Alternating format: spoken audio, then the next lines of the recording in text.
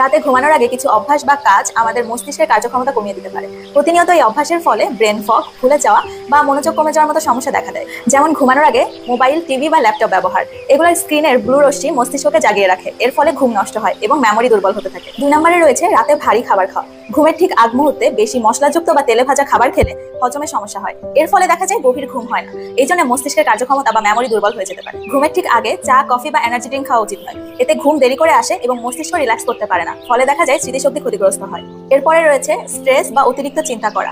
এতে মস্তিষ্ক নতুন স্মৃতি গঠনের সমস্যা হয়। এরপরে যে বিষয়টি রয়েছে এটি হলো অনিয়মিত ঘুমের সময়। কখনো রাত জাগা, কখনো তাড়াতাড়ি ঘুমানো। এই অভ্যাসটি মস্তিষ্কের স্বাভাবিক রুটিন নষ্ট করে দেয়, এর ফলে স্মৃতিশক্তি কমে যায়। সর্বশেষ যে বিষয়টি রয়েছে এটি হলো নেশা জাতীয় দ্রব্য, যেমন অ্যালকোহল বা ধূমপান। এটি মস্তিষ্কের নিউরন দুর্বল করে দেয়। দীর্ঘমেয়াদে গ্রহণের ফলে মেমোরি এবং কনসেন্ট্রেশন দুর্বল হয়ে যায়। স্বাস্থ্য সংক্রান্ত এরকম আরো কিছু টিপস পেতে আমাদের পেজটি ফলো করুন এবং তথ্যগুলো সবার মাঝে ছড়িয়ে দিতে আমাদের ভিডিওটি শেয়ার করুন।